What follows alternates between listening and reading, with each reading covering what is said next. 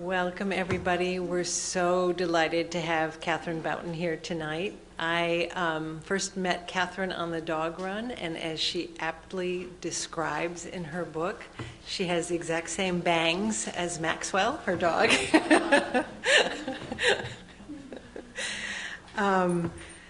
I liked Katherine immediately, but I actually really fell in love with her while reading this book. Such an intrepid person in a world that's not very friendly to people who are struggling with hearing, and I'm very, very delighted to have her here tonight. Also, one of the students, just to set up the tone in the room, one of the students said during class tonight that the essays we've written in response to your book have been some of our best writing. So it's inspiring on another level, as well as being a very informative read. But to introduce her properly, please welcome our student Marlene Siering.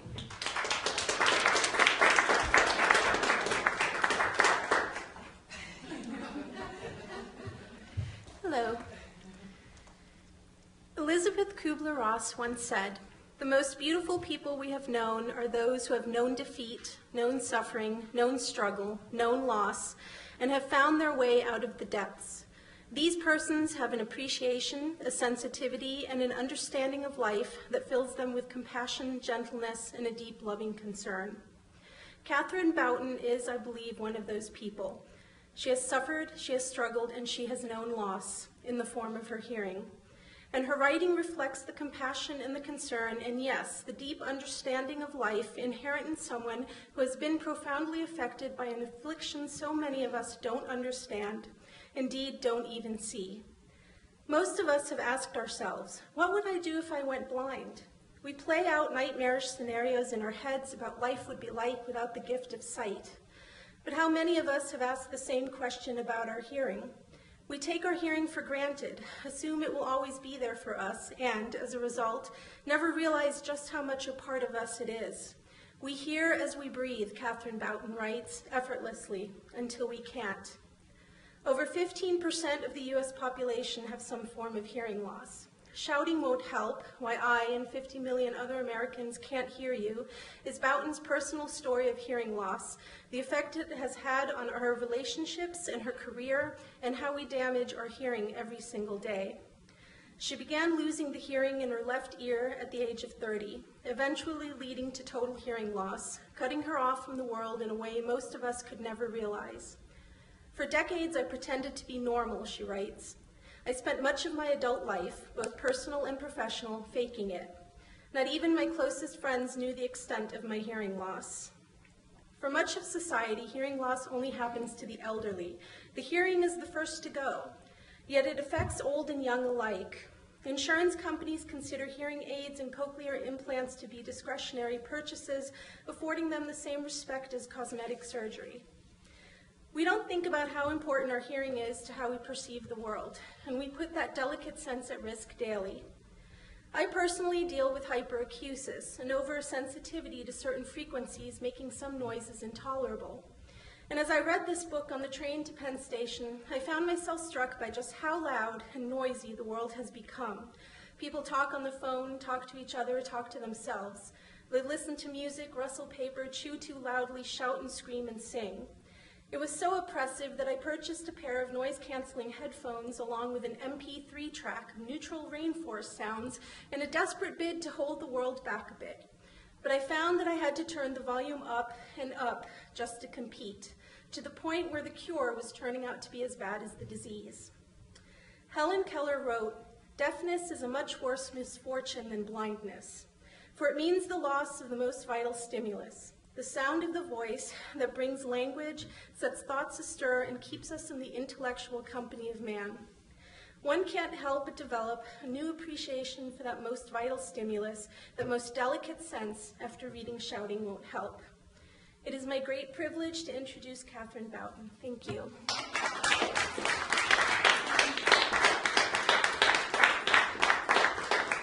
Thank you very much. You'd think I would recognize my own name when it was said, but I have a very hard time hearing in a group like this. But I will be able to hear your questions, and I hope we'll really talk. I'm going to read from something that I wrote recently. because I think it's in keeping with the two introductions that Magdalene gave to you, the one I wrote originally for the hardcover and the new one that's coming out for the paperback, because I think if any of you are thinking about writing first person about a disability or about something that is very private to you and very hard to talk about, the most difficult part is finding your voice and finding yourself, really. I wrote about, I spent almost a year writing my proposal, and the proposal shifted from being, basically whiny, I'm so tired, I'm so sorry for myself, to moderately upbeat. And so then my agent said, well, this is really great, but you're never going to sell this book unless you can end on a happy note. So I said, well, what's happy about hearing loss? And he said, well, why don't you think about it? So I did, and I actually came up with some things that I wrote in that first introduction and in the epilogue. But over the past year, I've had so many interesting experiences that I really felt that I had come such a long way from that introduction that I wrote in 2012, that it didn't stand anymore. It didn't represent what I felt. I didn't change anything in the text of the book except a few statistics. But the introduction, I thought, was very important to show, that you can get to hear from here. So what I'm going to read to you is a piece I wrote for Hearing Loss magazine. It's in the magazine this month. I'm on the cover. I should have brought it so I could have showed it to you. But it basically represents kind of a synthesis of the book and of the way I'm thinking about my hearing loss then and now. So I once sat at dinner next to an elegant British editor who politely asked me how I had gotten into journalism. Did you read history at university, he asked. I hesitated. I'm not sure. When was that published? So goes the dinner party conversation of those with hearing loss. I knew perfectly well the British term read history at university, but I didn't hear him. This happened during my 40s when I had fairly serious hearing loss in my left ear and good hearing in my right ear. Buying into the stigma, hearing loss is for the elderly, I refused to wear a hearing aid. I blithely went ahead answering questions that hadn't been asked. Name and address, someone would say. I hear means of redress. I said, you want my insurance card number? And then birth date? Birth date, name? Bouton, B-O-U-T-O-N. Birth date, perfect. The date of your birth, and then finally I can get it. It's not just me. I've heard a musician named Richard Reed speak several times. He's very, very amusing about his own hearing loss. And he talks about ordering, the waiter coming up in a restaurant and asking him what he'll have to drink, and he says, blue cheese dressing. The conversational path of a person with hearing loss is rocky. Pitfalls, snafus, glitches, potholes. The trouble is that sometimes you don't even know when you've stepped into one. Like many people with hearing loss, I thought I could fake it. I worked for 22 years at the New York Times, which is a competitive and youthful environment. At first, I heard about 90% of what was said, but by the time I left, I was hearing only about 10%, and that was with hearing aids and at the very end with a cochlear implant. Almost to the end, I convinced myself I was doing fine. How did I do it? How do others do it? And there are plenty of others doing it. Lip reading, bravado. I skipped meetings at work if I could. And when I couldn't, if the meeting was one that I was holding, for instance, I'd conclude by saying, could you summarize your thoughts in an email? I want to make sure I get them right in my memo summarizing the meeting. Then I'd crib from their memos to write mine. Really frustrating were company-wide meetings. The New York Times executive editor, Bill Keller, would hold an annual meeting for the editorial staff, catching us up on plans and answering questions about editorial policy. They were usually held in a theater on a dark day and were attended by 300 or 400 people. He called these meetings throw things at Bill, which I always found really embarrassing, but he continued to call it that year after year after year. I'd get the gist of Bill's remarks, which were amplified, but I never heard a remark or a question from the audience. I might intuit the tone, hostile, exasperated, informational, by reading body language, but since I couldn't hear the questions anyone asked, I never asked one myself. Despite the fact that several hundred employees would come to Bill's meetings and also to another annual meeting for employees held by the publisher, Arthur Sulzberger Jr., there were no accommodations for people with hearing loss. The Times has a good record for hiring and keeping people with disabilities. How come no one thought to offer hearing assistance? More important, how come none of us asked for it? Today, open about my hearing loss, I'd simply have asked Human Resources to provide CART for all company-wide events. That's a live captioning. It costs about $300 an hour, I guess, in New York, and for the benefits that it provides, that's unbelievably cheap. I'd also ask for an ASL interpreter, since the Times has several deaf employees, and they were clearly and proudly deaf. They were part of the deaf culture. I don't know why they never asked for an ASL interpreter. And today, I would sit close to the front of the auditorium. In those days, I would hover in the back, hoping that nobody would call on me. Smaller group discussions were also difficult. I'd lose the train of thought. I'd think we were talking about one thing when we were talking about something completely different. I'd get bits and pieces, and if the subject was familiar enough, I might patch them together, but I learned to dodge any subject that was controversial or any person who was intimidating. Not surprisingly, this eventually cost me my job.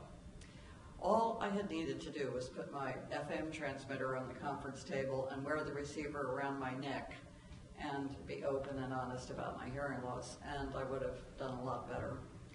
But I didn't. Just as the substance abuser has to hit rock bottom before he or she can start the recovery process, I had to hit rock bottom before I realized how much damage I was doing to myself by not acknowledging my hearing loss. It was a long, slow, and painful process. I didn't know anyone with hearing loss, or I didn't know that I knew anyone with hearing loss. As it turns out, I knew a lot.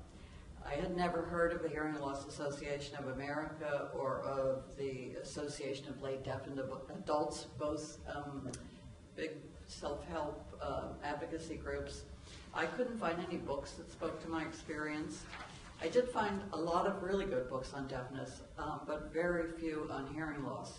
And although there were several personal accounts of getting a cochlear implant, theirs were success stories.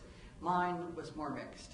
The closest I came to a role model was David Lodge's central character in his hilariously funny and astute novel, Deaf Sentence. If you haven't read it, I really recommend it.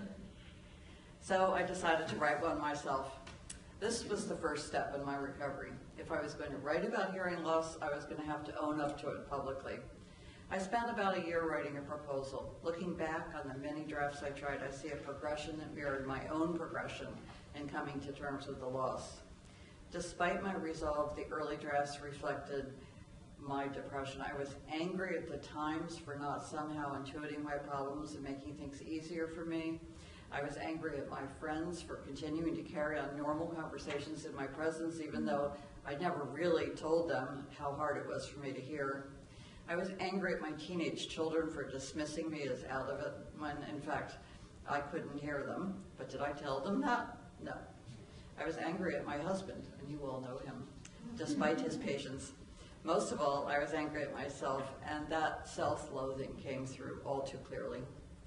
The finished book is still a not entirely upbeat account of the experience of losing your hearing in midlife. I thought it was important to be honest. The many people with hearing loss I interviewed for the book reinforced my impression that losing your hearing can unmoor you. But they also showed me, some of them, that it was possible to move on, to make hearing loss part of your life, ever present but not the dominant factor. I now realize, though, that even when I finished the book, I was only halfway there. I had wrestled with the epilogue, forcing myself to find positive things to say. I was still caught in the insidious tangle of hearing loss, yet to find my every waking moment, and my sleeping ones as well, invading my dreams. When I was alone, I was in a constant state of vigilance.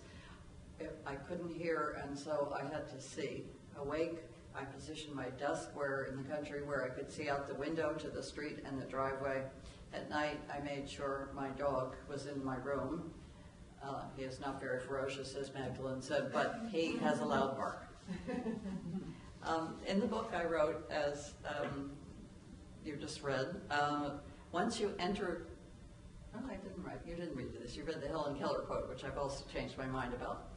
In the epilogue I wrote, once you enter the world of the near deaf, you don't leave. But I found you do, and I did. I just want to say something about Helen Keller since I brought that up. I also said that Helen Keller said that deafness was much worse than blindness because it cuts you off from the company of men. I don't believe that anymore. It is possible to give hearing to somebody who is profoundly deaf, and at this point it is not possible to give vision to someone who's profoundly blind, so I take that back. There's no way Helen Keller could have known that, though. After the book was published, many people wrote to me about my own hearing loss and their stories about their own hearing loss, and their stories were eerily similar to mine. I used to feel that my reaction to my hearing loss was symptomatic of some deeper psychological problem. Why else would I deny it for so long, fall into a deep depression over it, lie to friends and family and work colleagues about the severity of it? Why else would I pretend day after day to pretend to see someone that I wasn't? But those who wrote to me, who commented on my blog, who found me through Facebook, were writing to thank me for describing their own experiences. They too thought their reaction to hearing loss was overwrought, abnormal. Between my experience and that of others I wrote about in the book, they came to realize that they had plenty of company. In addition, I gave them the tools for talking about their loss. Hearing loss is hard to understand for those who don't have it, and people with serious hearing loss are often misunderstood or not believed. The most important thing I've learned about dealing with hearing loss is don't do it alone. The temptation as hearing worsens is to avoid situations where you'll have to hear. People stop going out, they stop seeing friends, they leave or are fired from their jobs, they withdraw, they often become depressed. Depression and isolation go hand in hand, and isolation can often contribute to cognitive dysfunction. Emotional well-being and quality of life are directly affected by having a strong social network. So is a longer, healthier life. These were the conclusions of Howard S. Friedman and Leslie Martin in a book they published a few years ago on a decades-long study on longevity. I interviewed them, and when I did, I asked them what they found the single strongest social predictor of a long life was. Their unhesitating answer, a strong social network. Widows outlive widowers, they added, noting that they had also found that women tend to have stronger social networks than men. People with hearing loss tend not to have social networks, and that's not good for them. So if you have hearing loss, even if you don't want to tell the world about your hearing loss, tell your close friends. I was surprised to see how quickly my friendships became more intimate as I began seeing my friends one-on-one, because it was easier to talk that way. I also expanded my circle of friends as I began to meet others with hearing loss. The greatest resource for me was the Hearing Loss Association of America, which I went to the first time practically in disguise as a reporter and stayed for as short a time as possible. But as you probably read in the book, it was an amazing experience for me, and I've since gone back as a full-fledged member of the Hearing Loss Association of America with hearing loss. The second most important thing I learned is how important it is to treat hearing loss. Emotionally, socially, and professionally, treating hearing loss can be the difference between a life well lived and a life in shambles. In a 2000 article, Sergei Kochkin and Carol M. Rogan reported on a study of 2,069 people with hearing loss, commissioned by the National Council on Aging. The study found that users of hearing instruments were likely to report improvements in their physical, emotional, mental, and social well-being. Physically, for instance, those who used hearing aids were less likely to report pain from other conditions. Interestingly, family members were even more likely to notice these changes than those with the hearing loss. As recent studies at Johns Hopkins Medical Center and elsewhere have shown, hearing loss also has a statistical correlation with early onset and more severe dementia. The role of hearing aids in this correlation remains to be determined, but certainly the isolation and confusion and the cognitive load that come with untreated hearing loss R factor. The third most important thing I learned is, alas, illustrated by my own experience. It's well known that the longer a cochlear implant recipient has been without hearing in the ear to be implanted, the harder it is to be successful with the implant. All those years I ignored the hearing loss in my left ear took their toll. Despite oral rehabilitation and wearing my cochlear implant virtually all the time, except when I'm sleeping, I don't do well with it. On a hearing test in May of this year, 3.5 years after my implant, I heard only 12% of individual words out of my implant ear. In the hearing aid ear, it wasn't much better. I heard only 36%. But with both, I managed a respectable 60%. That doesn't mean that if I talk to you, I'm only going to hear 60% of what you say. Outside of the hearing booth, I do pretty well. I read lips, and I am fluent in filling in the gaps that I miss. My implant ear, and this is interesting because what it says about the brain, my implant ear had actually gotten worse since the previous test 8 months earlier in a test I had just a couple of months ago. So had my hearing aid ear, although since my hearing aid loss is progressive, that was to be expected. But even though I was hearing worse in both ears, and in this ear it had dropped from 44% to 36%, my bimodal hearing, both ears, had actually improved from 52% to 60%. It's often said that we hear with our brain. This is a good illustration of that. My brain had learned to recognize those sounds, digital sounds that are coming directly from the implant into my cochlea as words. Training yourself to hear again with a cochlear implant is essential, and not everybody knows that, and not everybody agrees with that. I asked Brad May at Hopkins if I had indeed harmed myself by not treating the hearing loss. He said yes, although I had attributed it to atrophy of the speech pathways in the brain. He said it's not because of permanent changes in the underlying plasticity of the brain in the auditory pathways. Think reorganization, not atrophy. Those parts of my brain have been taken over by other things, which probably is one reason I can read lips very well and one reason I can fill in the gaps in a sentence. Although a researcher would not use such a crude term, I think in this case, use it or lose it probably applies.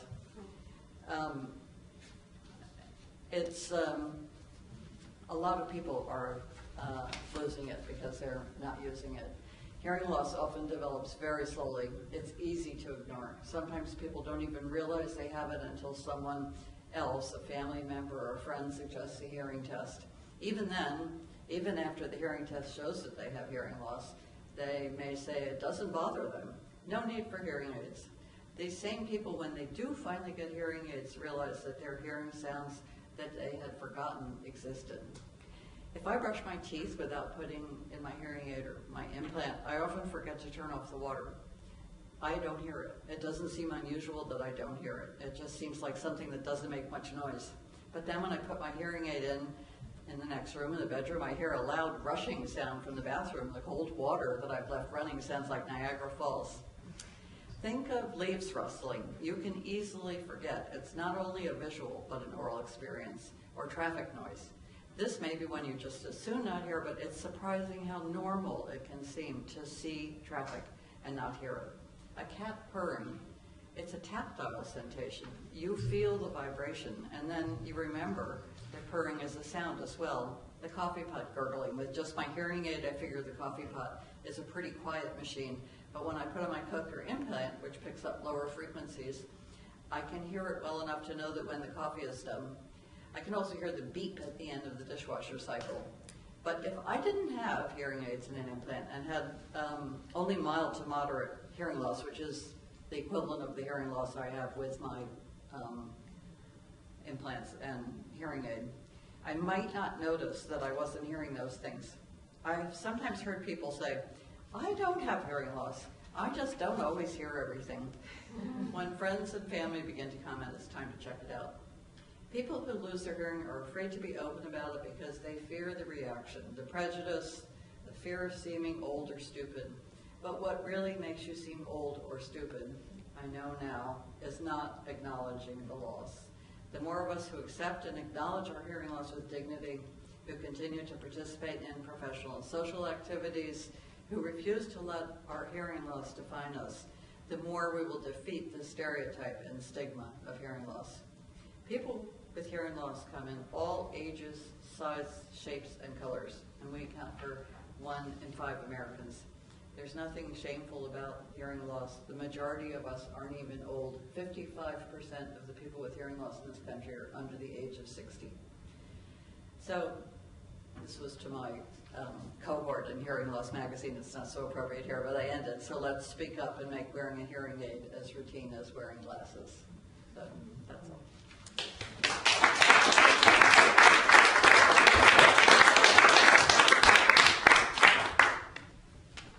Now we'll see if I can hear you. Which is your good ear? I think I'll be able to hear.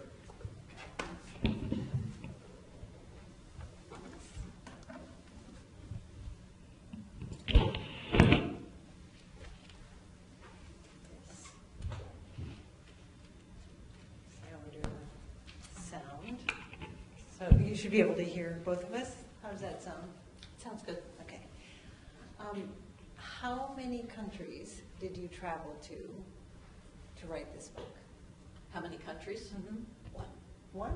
You didn't go to China and Russia? No, I do travel a lot, and just last weekend I was in England for a hearing loss conference. But to write the book, I traveled around the United States a lot. I spent a lot of time at Hopkins, at Harvard, University of Washington, Stanford.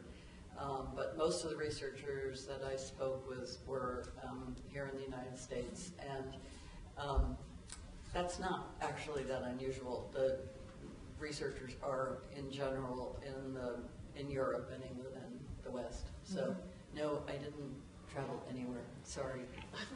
But you believe that your hearing was really affected in Turkey Yes. during the archaeological dig? And it seems like in the book, the first time you became aware that someone else noticed you were having difficulty hearing was in Antarctica. Mm-hmm. A reporter mentioned this to Dan. Mm-hmm. Do you want to talk about that?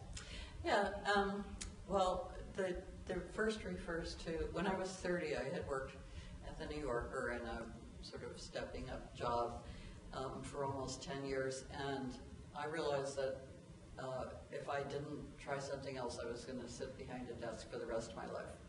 So I went off on my own without an assignment to work on an archaeological expedition in Turkey with a really very vivid archeologist. And when I got back, I thought I should try to write about it. So I sat down and started writing, and it was during that period that I noticed one morning that I simply couldn't hear anymore. And then I went through a series of tests, so I knew I had lost my hearing. But I was 30, I had a very good right ear. I just decided to ignore it. I finished my piece, I handed it into the New Yorker, they published it. And about a year later, I, through negotiations, first with the National Science Foundation, and then with William Shawn at the New Yorker, and then back with the National Science Foundation, and back with William Shawn, persuaded them to let me go to Antarctica for a month, and which was then much more remote than it is now, and had only Navy support people and scientists there, and a few journalists. And I was the only one who stayed more than a week, so I stayed for a month. And the journalist who mentioned my hearing loss to Dan was Ira Flato, who is on Science Friday, and he interviewed me for this book, and I asked him if he remembered that, and he said, yeah, he sort of did. That would have been a long time ago for both of us. So. Oh, good. I was just worrying about the eye line for this. I usually push this back. If I'm reading correctly, almost your entire relationship with Dan, you've had hearing loss. Is that true? Yes. I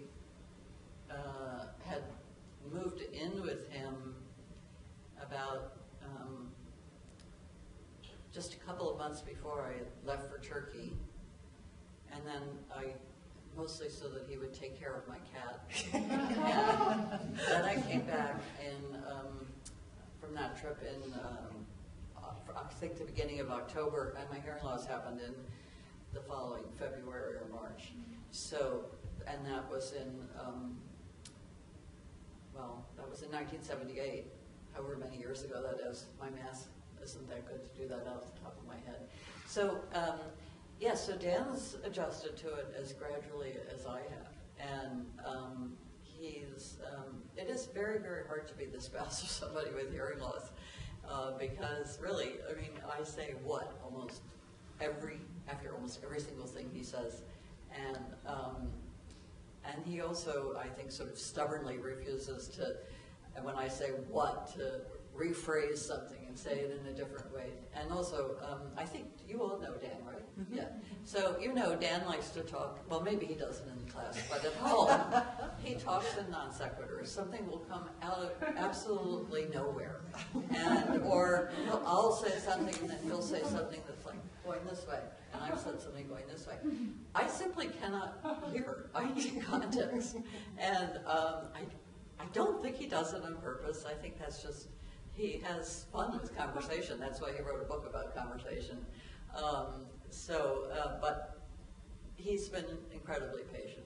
And I, for instance, it's very hard for me to make telephone calls. I have a captioning system, and I can make a phone call, but a lot of times I'll sort of break down in the middle of the phone call. And then we both work at home. We work at different ends of our apartment, and I'll pick up my phone and I'll go down, running down to Dan and say, could you find out what she's asking me? Because the captioning system's not very good either, and when I can't understand, the captioning system can't understand. So I will admit, and if Dan ever hears this, sometimes I ask him to make phone calls for me because I just hate to make those phone calls, and who doesn't? But it's even harder for me. And he's always been very patient about that. So I think one of the things people imagine if they have something wrong is if they tell someone, they'll be abandoned. So when Dan found out you were having hearing trouble, were you worried about? No, because I think we knew each other really well by then. We were not yet married, but we had a strong relationship. I think most people with a hidden disability, hearing loss or epilepsy, mental illness, there's kind of a range of things. One of the big decisions for them is when to tell other people, when to disclose. And I wrote a piece about this in the Sunday Business section a couple of weeks ago, because especially it's in dating, it's very difficult. You don't want to scare somebody away on the first date, but on the other hand, you don't want to have a seizure and have never told them that you have epilepsy. In the workplace, most people advise that you not say that you have a disability on your resume, and that you not discuss it in the interview unless you can make it into a positive. And then after that, it's up to you whether you want to talk about it in the workplace. It was a really interesting article to write for me. I learned a lot about other disabilities that I knew nothing about. But with Dan, no. We were already together. So. It had already begun. Yeah. You spoke about finding your voice, and this book could have been 19 different stories. It could have been a memoir that's very personal. It could be the heavily researched piece. It could be more of a narrative, or fictional narrative. How did you choose these parameters? How did you structure it? Well, I wanted to write a memoir. I wanted to tell my story because I thought that there was no other way to really communicate what hearing loss feels like from inside. But I'm a reporter by training, and I was curious to find out about my own condition. And so in the course of the reporting, I found out many things that were directly relevant to me, but also to other people writing the book. It's very, very hard, I now realize, to weave together memoir and reporting. And the hardest thing was I had also interviewed a lot of other people with hearing loss. The hardest thing was how to weave them into the story as well. And really, when I was finished the book, I guess, I got the idea, or almost, no, I guess halfway through, I got the idea to use them between the chapters. And my agent was skeptical about that. He said, you know, I don't really know if this is going to work. But I think in the end, we all thought it worked exactly right. And I think that by telling other people's stories, their stories amplified on mine and sort of broadened it into a more universal experience. One of my favorite stories from another person was the psychoanalyst who had hearing loss and who misheard a dream and then realized he had to do something about his own hearing. And he put implants in some kind of device in his glasses. I don't remember that story. Are you sure that was me? Yeah, it was the psychoanalyst you had interviewed? Yes, she's actually one of the profiles that I do. Yeah. And actually there are 2 or 3 psychoanalysts because the New York Psychoanalytic Association, I knew somebody there, and the head of it put out a notice on their newsletter that goes to all psychoanalysts saying, writers looking for therapists, psychotherapists with hearing loss. So I got a huge number of responses. I got so many responses, they all came in through him, that he said he was going to write a book about it because he had no idea.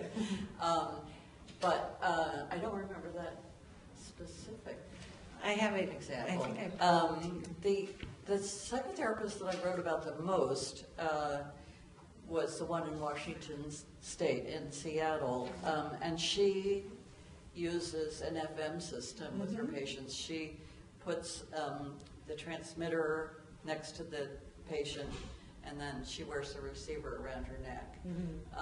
She also sometimes treats patients with hearing loss. In that case, they do it both ways. She wears her own receiver, and she wears his or her transmitter, so they can hear each other without looking at each other, which is the hardest situation for them. But some other therapists I talked to said things, well, like one who I didn't use in the book said, well, you know, I just make sure that my office stays as small as it is, so I'm only sitting 3 feet away from my patient. But she was doing face-to-face therapy, which is a different kind of thing. One of my colleagues told me after I'd finished reading that your father is a music composer or a conductor. No. No? No, my father's well, first of all, my father's not alive, but no, he was not a musician. But I do have several musicians in the book. And I have 2 of the profiles I have are of musicians. One is J. Allen Friedman, who used to be, he was a very well-known composer for Broadway and off-Broadway musicals, and he lost his hearing really tragically in 9/11. And I tell that story in the book. And the other is Richard Einhorn, who was a classical music producer and also a composer. And he has a very strange kind of hearing loss, and speaks about it a lot. He's a very vibrant speaker. I have a little problem with that because the way he talks about his own hearing loss, I think, is not shared by really anybody he's talking to. His is very peculiar, but talking about his music and how he hears his music to the extent that he does is fascinating. So. Did you get fascinated by these 4 rows of little hairs in the ear? Did I what? Were you fascinated by these little hairs in the ear? Those little hair cells that I don't have any of anymore. I was, I knew that, you know, there are other areas of the body that have cilia. And I did initially wonder if the cilia in my ears, which were damaged, that's what caused my hearing loss, might be related to some other condition that also had to do with cilia. So I actually pursued that for a while. I say in the book, this was actually one of the hardest things in the book to say, that I had a lot of problems with infertility. And in that case, the doctor at the time had said that the cilia in my fallopian tubes were pushing the embryo the wrong direction. So I pursued that. I thought, well, maybe these things are related. I actually know quite a few people who lost their hearing and also were unable to have children, or people who lost their hearing during pregnancy. The cilia theory is not right. The cilia in the fallopian tubes are closer to the cilia in the kidneys, and they don't really have anything to do with the ears. But the whole working of the ear is so fascinating, and I was spent just such interesting times listening to researchers, especially at Hopkins. They're the ones who really delved into how the ear works and how things go wrong with it, and why so many different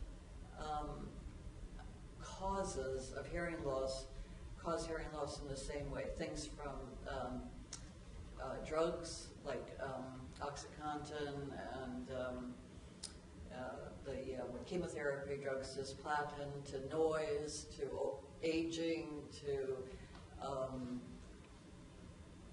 all sorts of autoimmune disorders. They all cause exactly the same kind of hearing loss. They damage the hair cells. And when the hair cells are damaged, they can't transmit the sound along the whole hearing pathway to the auditory nerve and then to the brain. So things are stopped pretty soon on in the passageway.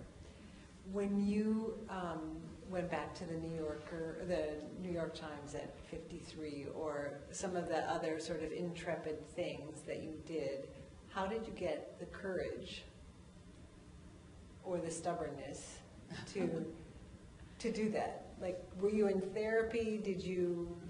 How did you make peace with what was going on with you? Well, I never thought of it as being courageous. I basically just stubbornly pursued what I wanted to pursue. And I mean, I not only didn't talk about my hearing loss to others, as I said when I was reading this passage, I denied my hearing loss to myself for a long time. And I really didn't believe that other people were aware of it. And in fact, when I published the book, many of my close friends, and actually members of my own family, said, I had no idea what you were going through. So I didn't share that, but for a long time I didn't really acknowledge it myself either. Mm-hmm. And I'd probably still be at the Times today, I was going to say blindly forging ahead, definitely forging ahead, if I hadn't had someone come into my department as a department head who I didn't like and who I didn't want to tell about my hearing loss. My former editor knew. Mm-hmm. All my former editors knew, and they knew I was able to work around it. Right. But he didn't. And so he said I wasn't a team player. I didn't belong in his department. Mm-hmm. And so I left. I had a buyout that was on the table that allowed me to live for a year on the New York Times without working a day. So nice.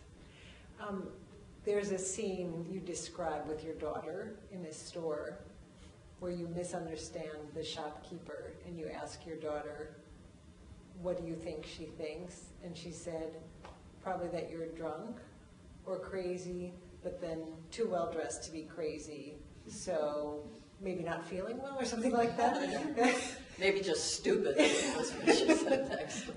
No, this was in the Caribbean, and we had gone across from the hotel we were staying into this little market, and actually the guy ahead of us in line was really drunk.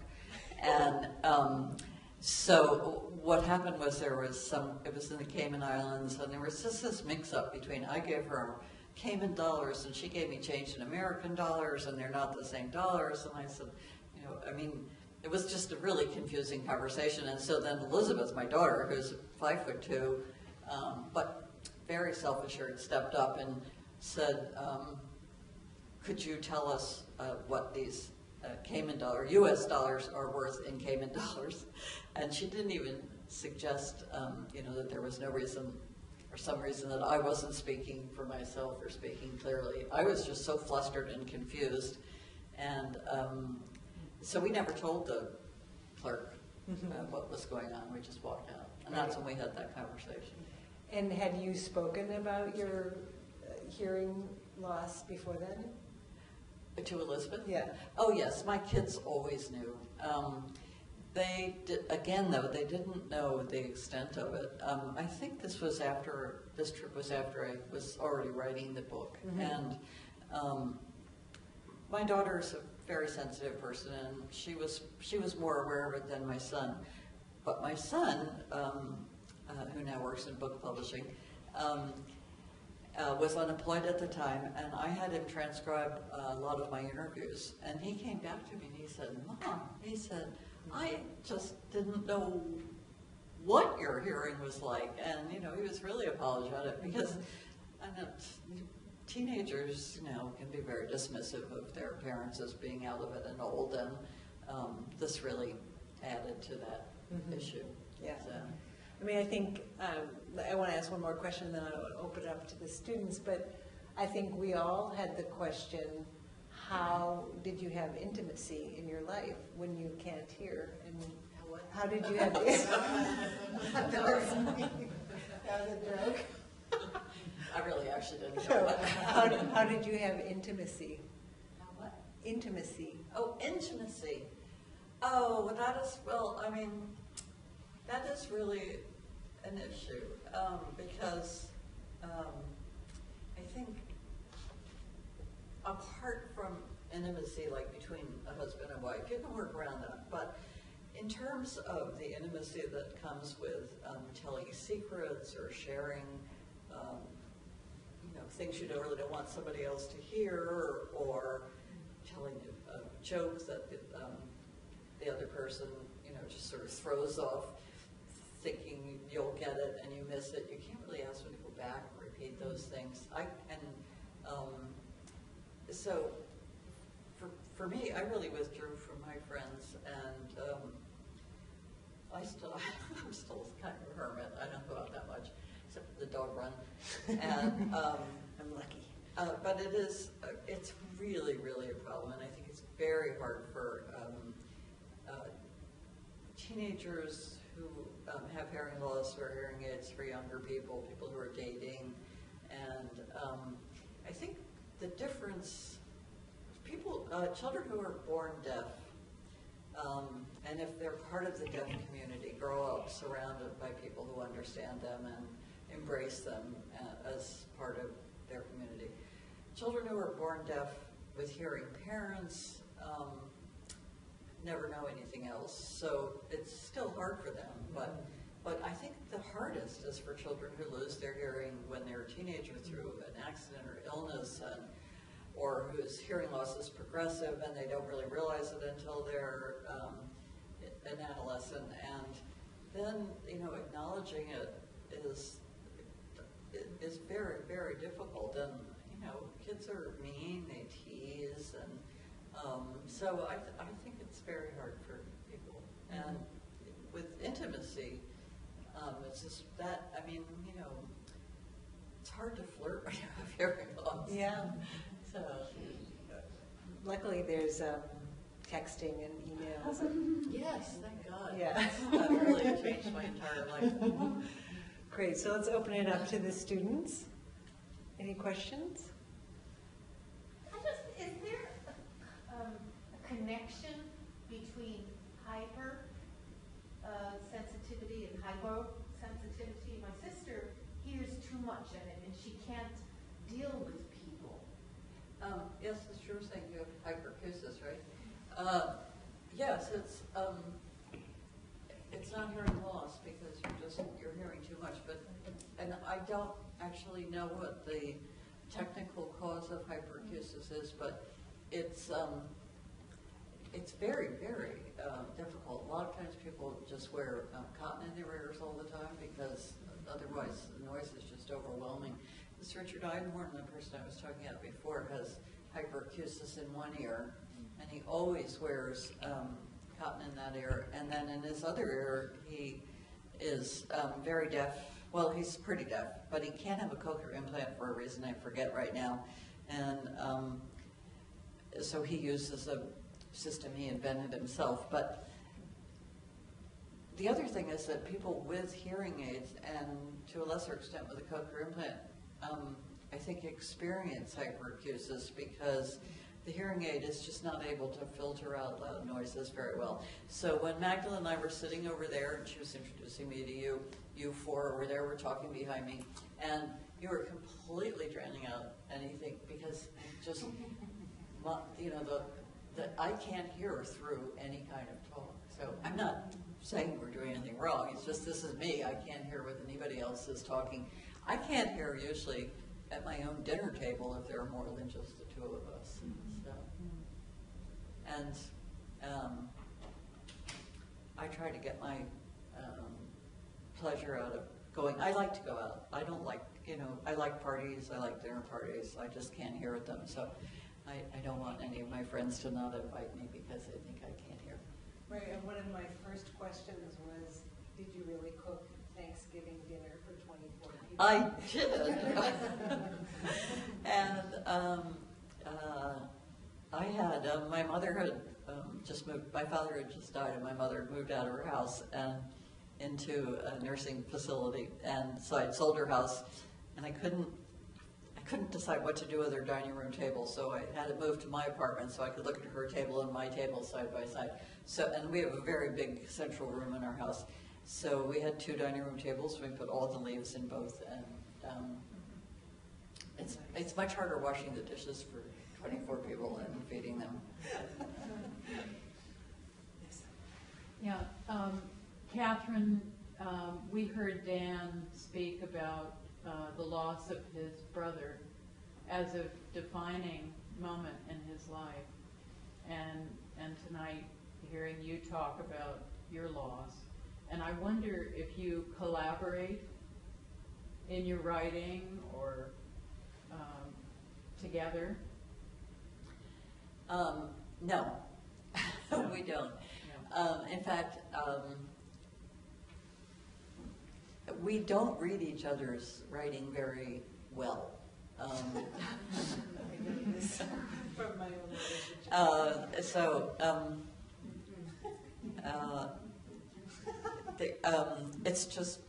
It's too complicated to explain, but I really don't show Dan anything I'm working on until I really feel confident enough. And I think now he's so hypersensitive to my hypersensitivity that he always says everything looks good, he likes it. And he's, you know, he's just written this memoir of which I lived through 3/4 of, and so as I was reading it, I kept thinking, well, everybody knows this. Everybody thought it was only me. So, you know, it's just, especially because we both write and talk to each other a lot. We do not really, we don't really collaborate on our writing. And sometimes people have said to me, oh, you have such a, you know, great built-in editor. Well, actually my editor was, my best editor was the person who's coming to talk to you in a couple of weeks, Robin Hennig. For me, it was just much easier to take those kinds of criticisms from somebody a little bit more distant from me. So. Jackie? If you could go back and meet the young woman you were at the times, what would you say to her? If I could Go back. meet the young woman that I was at the times. And Well, as a young woman at the times, I was never that young. I didn't start working there till I was 40, but I probably would have suggested she just go ahead doing what she was doing till she was about 50. By that time, though, I think I'd worked there long enough. I'd been promoted a number of times. I had a very good reputation. And I think I would say, you know, now's the time to be open about this. The the hardest situations for me, I describe in the book, but not in what I just read to you, were when I occasionally, was when I would find myself in places where I wasn't most of the time. I knew how to, I can deal with routine, but I completely panic when something goes wrong, like traveling when something goes wrong. So a couple of times in the last year, I was at the times when I had such terrible hearing loss, I was asked by my editor to go to the page one meeting, and I didn't feel like I could say no, so I would go, but I would be just absolutely terror-stricken, because the way it works is that you go around the table and each department representative says what they're offering for the front page the next day and what the big stories are. And then Jill Abramson at one end of the table and Bill Keller also at the other end. And the less seniority you have, the farther away you sit from them. And so since I was only an occasional visitor, I was all the way at the other end. I simply couldn't hear the questions. And I would just bowl my way through and answer whatever I decided she had asked, and that was not a good thing to do. I don't know whether I answered the right question or not. So, I really, really got myself in a big mess toward the end. I made a big mistake. What do you think they would have said if you came forward and said, I just can't hear you? Would you? Well, it's very, very difficult because, first of all, in journalism, everybody is so ready to pounce on you for an error that if they think you can't hear, I think they're more likely to suggest that maybe you misheard, or so that's tricky. But also, in order to do the job that I really loved, I needed to be able to hear. When I had this run-in with my new department head, I went to the person above his head, and he said, well, we can't interfere with this new department head. He's just come in, I don't know why he's making this decision about you, but there are plenty of other places for you here at the Times. So, but I didn't want to go learn a new job, and I worked for 22 years at the Times. That was long enough. I wanted to write. So, I was open, and there were other things I could do, but I didn't want to do a job that would so curtail me. I didn't want to do the job I was able to do. I wanted to do the job I wasn't able to do. So. Did you grow up with any grandparents that had hearing loss? Did you have grandparents with hearing loss? No, and my grandparents all lived pretty old. They all lived into their 80s. My father had hearing loss in his 80s, but not before. My brother has hearing loss, but he works in a very, very loud place. He works in the steel business, and so a lot of time he's on the floor, and I'm sure his is noise-related hearing loss. So as far as I know, there is no family history of hearing loss. Did you have one? Yeah, for someone who probably had people come up to you, broach the subject of your own hearing loss, how would you, what advice would you give to someone who's trying to broach the hearing loss of someone else? Can you repeat that? Sorry. Yeah, because you have facial hair. So what's... if you're trying to broach the subject of hearing loss in someone you know, Oh, you what would be a think they have tactful hearing- way? Okay. If you think someone has hearing loss, how would you approach it? It's very hard. I guess I would say,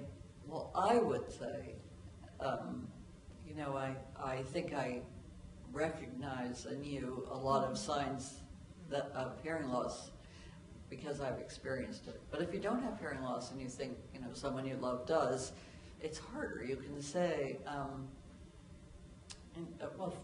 actually know a lot of people I think have hearing loss, and I think it's only when it gets to the point where they really can't manage and they're harming themselves, that it's really important to say something. I think with mild hearing loss, and especially with a younger person, you're not doing yourself that much harm by not doing anything about it. And I probably shouldn't say that. I'm sure I would get kicked out of the Hearing Loss Association of America. But I do think that hearing aids are incredibly expensive. They're not reimbursed by insurance. I think that they don't work that well. That, you know, as long as you can hear pretty well, you may miss some things. But you know that person, your friend, is probably unconsciously training himself to compensate for the loss in some way by paying more attention. So I don't know. It's a really hard thing to do because people just resist hearing that. Especially, it's even hard with spouses, or even harder. Catherine, I'm wondering about statistics on veterans soldiers coming back from the war. Mm-hmm. I know my own husband, who was in Vietnam, you know, has some hearing loss, and I mean, you're actually making me much more sensitive to this issue. Hearing problems, either hearing loss or tinnitus, or hyperacusis sometimes. Hearing loss is the single largest category of disability payments in the military today. Tinnitus is the second largest category. PTSD is much, much lower, although you could say much more devastating. But it's also often accompanied by hearing loss. So since the Vietnam War, that's been true, that hearing loss and tinnitus were the two largest causes of or reasons for disability payments. And the military is very involved actually in trying to develop hearing protection so that allows a soldier to hear and then shuts down automatically when there's a loud noise. And they're also developing a treatment protocol for tinnitus that seems pretty successful. But the VA takes care of its own, and if you can prove that your hearing loss is service-related, and your service could be, if you're still alive, as far back as World War II or Korea, they will pay for your hearing aids. Might take a while, but they will pay for them, and they're not just cheap hearing aids, they're pretty good ones. So it's a huge problem in the military, and in the past 10 years, in Afghanistan and Iraq, it's been an enormous problem because of IEDs, but even because of, you know, just the military hardware is really noisy, and guns are noisy, as we know. So, anybody else? Have you adapted your home or apartment to accommodate your hearing loss? How about adapted? Your home. Oh. I have lots of rugs, and I could install a looping system, which is this electronic thing, in, say, my living room. But if I did that, whoever I wanted to hear talking in my living room would have to have a microphone in their hand. And I can hear well enough without doing that. It's so cumbersome. And the most frustrating social experiences for me are really at my own dinner table. And there is no way, usually I don't have 24, but there's no way you're going to get 12 people at Thanksgiving dinner to each talk one at a time around the table holding a microphone. So, yes, yeah. So I just kind of shrug and accept it.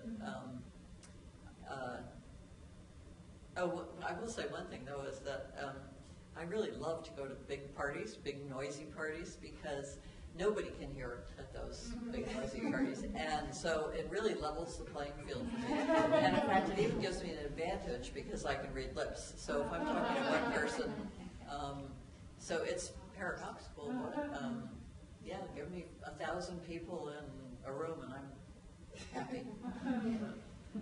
Wonderful. Well, we thank you for coming. We have books with our wonderful independent bookseller for you to sign, and I'd like you to sign mine. Okay, and I'd be happy to sign. For those of you any our that you have. guests, next door at Vino, there's wine and cheese waiting for us. And next week will be Robin Morantz, Henning.